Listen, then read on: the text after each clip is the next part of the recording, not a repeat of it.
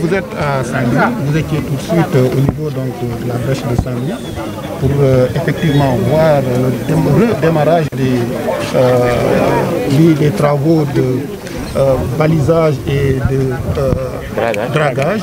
Est-ce que vous pouvez un peu revenir sur tout cela? Comme vous venez de le rappeler, c'était, disons, une visite de chantier. C'était signé pour le 15 août passé.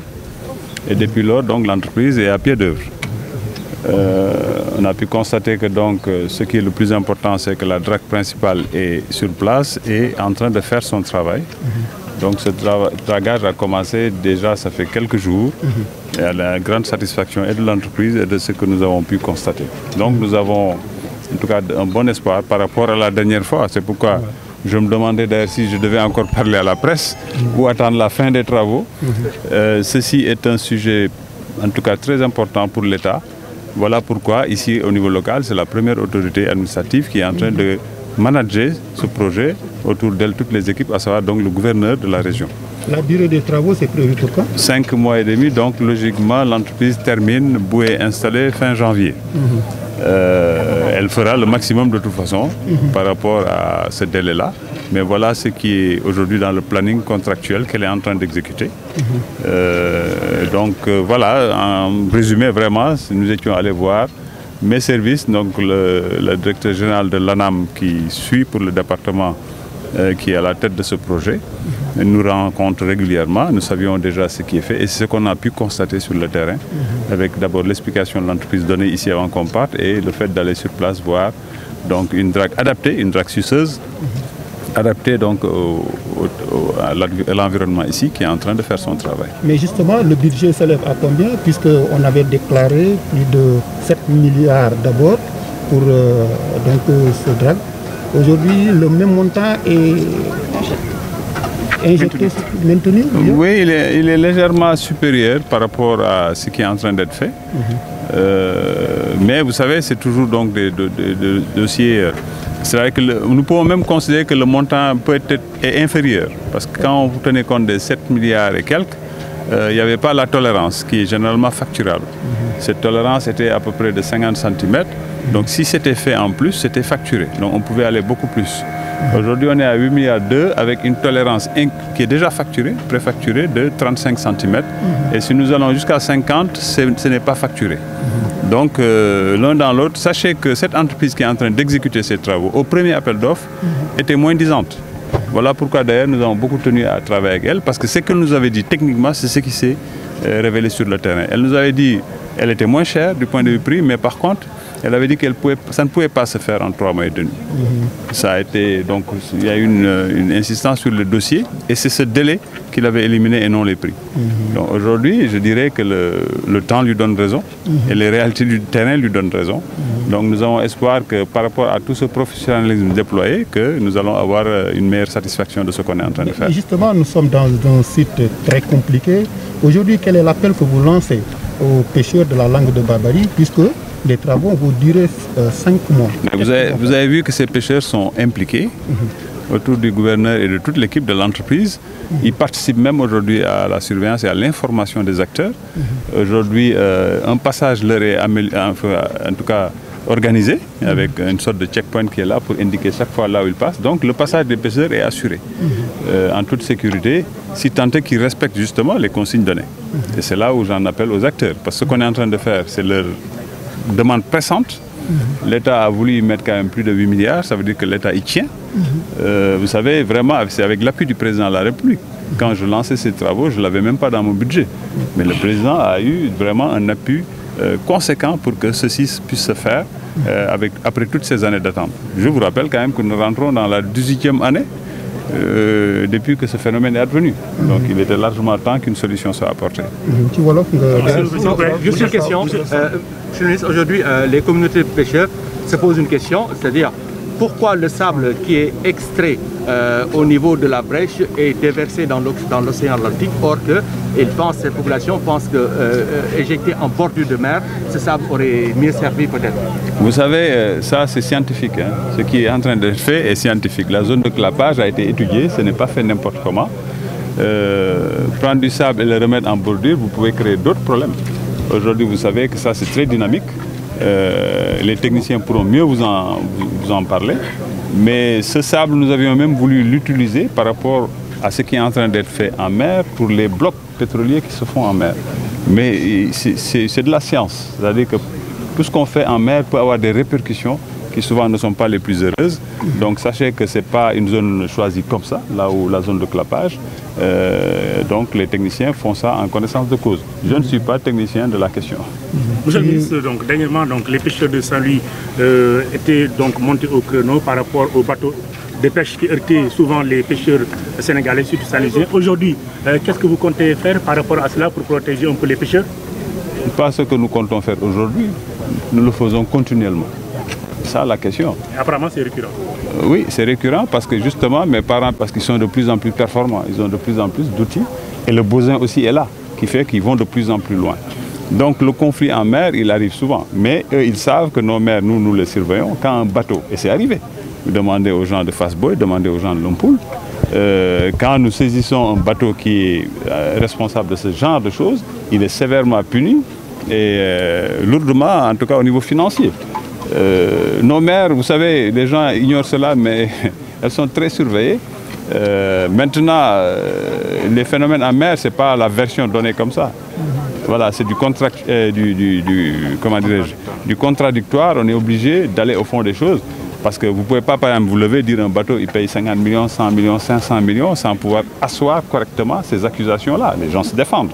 Donc que les gens comprennent que nous sommes là pour préserver leur sécurité, préserver leur travail, leur zone de travail, etc. Et ça, c'est de la responsabilité de l'État. L'État est en train de le faire. Ce n'est pas pour rien, et c'est important de le noter, que le président de la République a acquis quand même pour le compte du Sénégal un avion de surveillance de nos mers, ultra moderne. Ça vient d'être fait.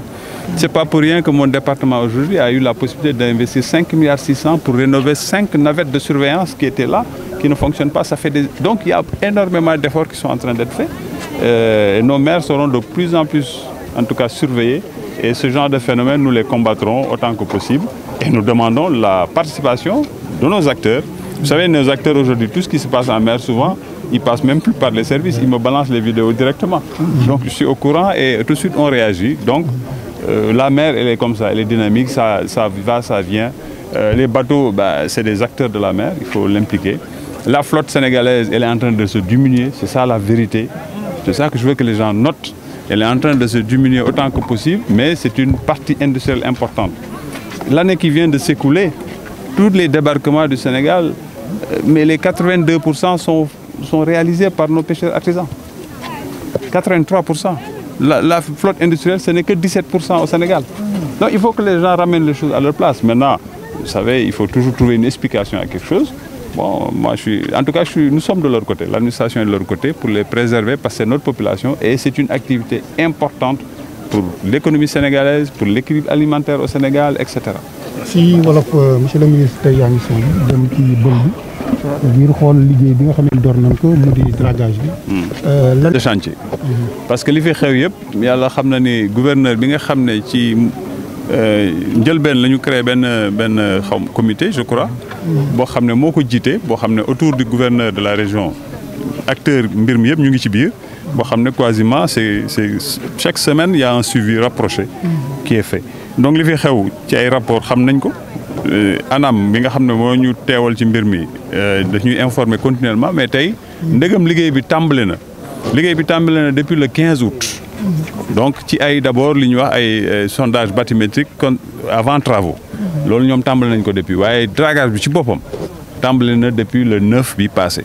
Donc dama ñëwoon seet liggéey boobu concrètement kayit bi baax na waaye itam xool ko ci terrain bi te bi ma demee gis naa drague bi nga xam ne jàpp nañ ni moo gën a adapté ci li ñu def parce que drague boobu di ngeen gis ne dana yegsi ba fii te pour drague bu day noonu mën a yegsi ba fii il faut mu noog drague bu particulière maanaam tirant d'eau bu faible la yor comme presque suñu gaal yi mën na moo ko permettre muy dugg fu ne donc kooku liggéey bi ci ay quelques fan gis nañ ni mu avancé par rapport ak études yi ñu woon.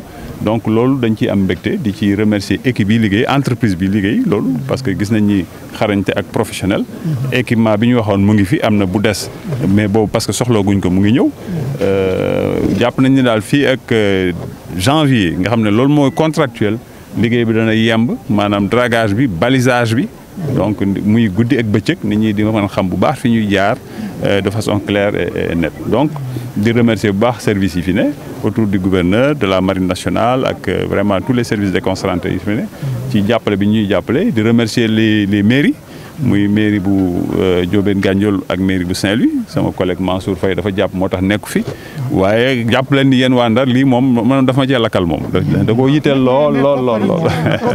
koppar yi ñaata la toll. 8 milliards et quelques la. lan ngay wax nappkat yi boole si. 8 milliards et quelques la coût bi parce que bii yoon pour wàññi lépp li nga xam ne dafa aléatoire.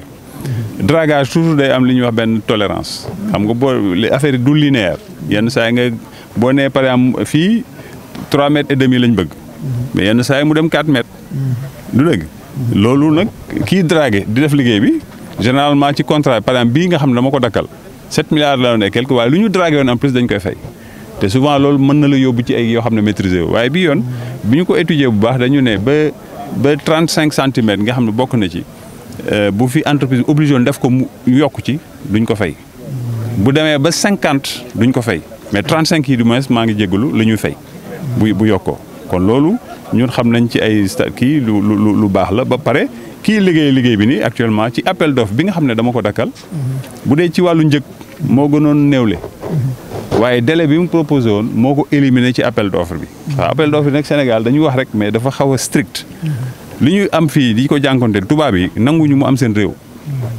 donc loolu aussi il faut nit ñi xam ko souvent moo ñu tardel ci ay procédures yu strictes yoo xam ne dañ bëgg a transparence bëgg loo xam ne vraiment préserver li ñuy wax la commande publique donc waaw mool yi na ñëw ci mool yi ba pare après ñëw ci loolu mool yi loo bëgg ci mool yi yoon bi liggéey bi ñu ngi koy def seen yoon la waaw seen yoon la waaye mool yi ñoom boo waxtaanee ak ñoom danañ wax ni fi ñuy jaar dañ leen ko sécuriser teg ay checkpoint ñu leen koy indiqué chaque fois pour ñu bañ a di mbëkkante ak ñiy liggéey du dëgg pour mën ko éviter actuellement dem ak dikk bi c'est assuré te ci juróom weer yi nga xam dañ ko war a liggéey juróom weer ak genn wàll dañ koy assuré loolu ci contrat bi la bokk di nga gis ni dañ leen ci impliqué sax ñoom en tant que acteur ñuy bokk ci surveillance boobu ak information boobu bateau yi mbëkk kii nag gaal yi waaw bateau yi de mu ngi mel ne rek tey boo mënee tey oto yi mbëkkante ci tali yi waaw gaal ak bateau ñoo bokk yoon moo waral yenn saay warul am nag parce que technologie toll na foo xam ne loolu warul am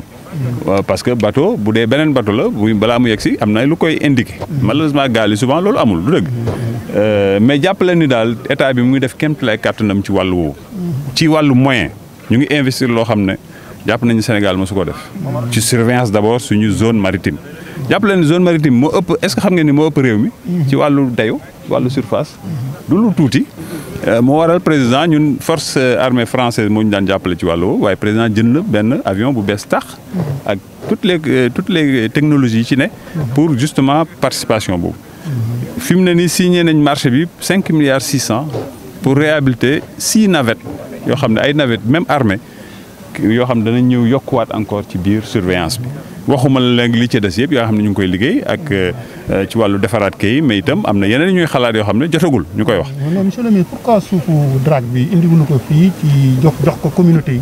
waaw pour gën leen a aar. waaw suuf si mënoon nañu ko jëriñoo. loolu nag man damay wax am li tubaab di wax humilité. ni du ma technicien ci wàllu waaye jàppal ni lépp lu ñuy def ci wàllu dragage science da koy lal. ba ci zone bi nga xam ne tànn nañ ko muy zone de clapage bi fi ñuy yóbbu kii bi parce que lu dynamique la li ñuy def nii c'est pas définitif parce que géej bi day liggéey du nord vers le sud dex bi di ñëw donc loolu dafa am ay phénomènes muy créé donc du lu définitif aar nit ñi moo tax ñu nangu def ci xaalis boobu mais dana am yi dans le moyen terme futur ay liggéey yu ëpp solo lool pour gën a aar gis ngeen déjà li ñuy def fii ci nu mu tuuti Gendar mais am na yeneen liggéey yoo xam ne nit ñaa ngi koy étudier c'est scientifique fi ngay jël suuf si fi nga koy yóbbu ak yooyu ñoom loolu saytu nañ ko xam nañ ko ñoo ci gën a xarañ ko man lu ma ci wax moom damay neex làmmiñ rek waaye waaw jërëjëf wet di gis bokk ci de monsieur le ministre licence yéen waa Ndar dafa rëy yéen waa Ndar da ngeen maa bu dee licence da ngeen maa war a tëggal sabar déglu leen loolu déglu leen déglu leen lii dama bëggoon mu waxal ko boppam. du 400 licences ngeen yore woon. nee na 400 licences ngeen yore woon. licence yi da ngeen ko daan fay. léegi faytu leen fii si. waay waay loolu neex na de. waay tàcc leen loolu waay. may leen ñu rek. dama ne. loolu rek jar na war na tax parce que nag li ñu defal Guet-Ndar ci wàllu defaluñ ko benn communauté pêche ci Sénégal. tey boo jëlee ñi jógee ak président Macky Sall dem ba ñu ne ñoom dara warul dëng ci seen diggante lu ñagas indi ba président ne léegi sax jaratul say waa kër di fay mais loolu dañ cee war a sant yàlla. dañuy war a sant parce que bu ngeen di fàttaliku tonne bu ngeen fa jëlee woon da ngeen ko daan fay 15 euros. ngeen ne dafa seer président ne léegi man sam bopp naa fay 5 yi ngeen fay 10 at yi wees yëpp loolu moo fi amoon. waaye léegi ñu ne la dootu leen fay dara. léegi nag li may ñaan mooy réew jàmbur saa yu ma fi ñëwee wax ko ñun mënuñu imposer dara Mauritanie ci relation diplomatique waxtaan parce que ñaari état yu souverain la kon nag nit ki li mu tere këram keneen mënu koo forcer am na ñu soxloon may nañ ñu ko.